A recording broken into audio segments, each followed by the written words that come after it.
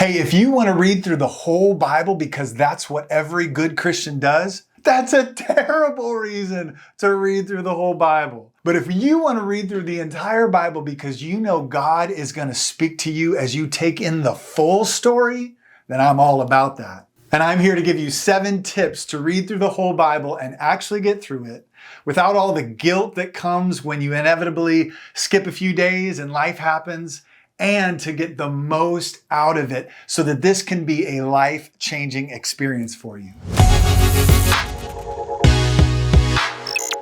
Hey, it's Pastor Tim from Rock College, and so many Christians want to read through the whole Bible, and we get all excited. We get into the book of Genesis and Exodus, and then we get into Leviticus and then Numbers, and it just gets tough, and we stop. And so I want to give you these tips in how to work through the entire Bible. But before I do, I want to ask you, what are your tips?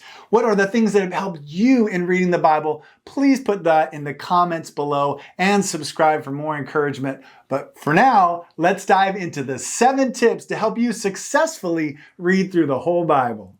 So tip number 1 is to choose a good Bible reading plan. Now, there are many different plans out there. You can read from the book of Genesis and go all the way through Revelation. You can also read it in chronological order. My favorite, and the one we recommend here at Rock College, is the Bible Project reading plan. Now, you can find that on the YouVersion Bible app and just look up Bible Project, the Bible. And what it does, Bible Project makes videos about the Bible that really break it down and make it simple to understand. So when you get to Leviticus and you get to Numbers, it actually shows you videos every few chapters so you can actually understand what you're reading. And you can see a link in the description below to the Bible Project plan. All right, tip number 2, set a time and a place to read the Bible. Listen, if you just try to fit in Bible reading, I tell you what, Netflix, other things will fill the time for you, and that will get squeezed out. So the best thing to do is to set a time and a place where you're the least distracted and you're the most alive. You need to pick a time that works for you. If you're not a morning person, don't try to read the Bible in the morning. My goodness, you're like a zombie. You can barely get to work on time and brush your teeth. Read the Bible right before you go to bed. Now, if you're a morning person like me, wake up 15 minutes early, make that coffee, crack open the Bible, and get into it. But whatever you do, I want to encourage you, set a time and a place to just connect with God and read His Word. So tip number 3 is if you miss a day or 2 or a week or 2, just start where you left off. Listen, there is nothing spiritual about reading through the whole Bible in a year.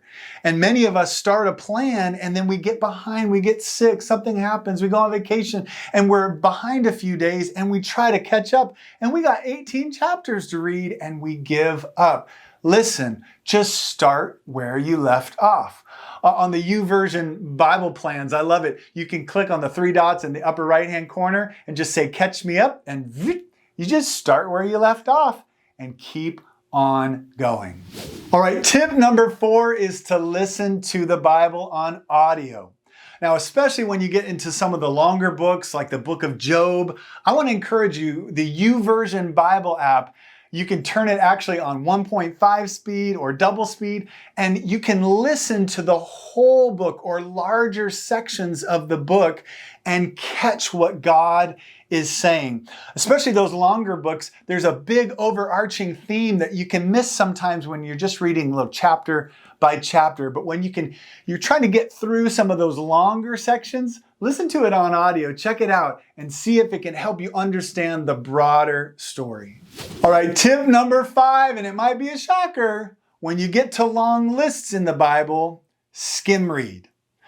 Listen, sometimes when you're reading, especially in Leviticus and Numbers and Deuteronomy, and you see so-and-so was the son of so-and-so was the son of so-and-so, and after a while, you're just so-and-so'd out.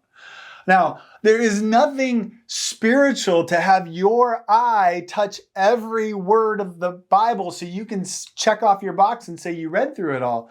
No, the point is to connect with God. Now listen, there are some powerful truths that are embedded in those lists, but chances are the very first time you read through the whole Bible, you're not going to catch them. So why, as a pastor, why do I encourage you to skim read those sections? It's because we don't want you to quit. We don't want you to give up. And later when you come back and you read through it a second, third time, you'll be able to see some of those nuggets that are buried.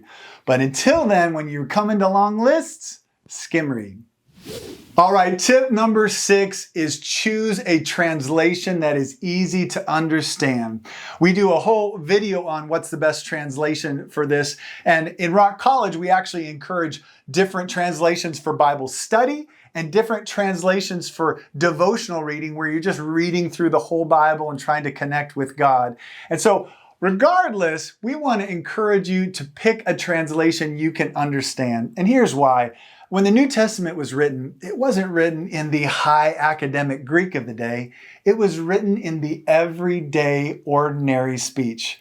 Why? Because God wanted the everyday, ordinary person to be able to grab it and apply it to their lives. And so when you're reading the Bible today, find a translation that's easy to understand, because it'll help you walk through the whole Bible.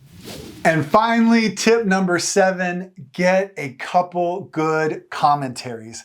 Because many times when you read through the Bible, especially in the Old Testament, you're going to run into troubling sections, things that you don't understand, things that it feels like, whoa, like if you get into some of the minor prophets, you're like, I feel like God's a little judgy here. And that's where good commentary can really help you understand the larger picture of what God is doing in the whole story. The whole Bible is one overarching story. And if you try to look at a small section of it without looking at the whole, it can get confusing and makes you just want to quit reading.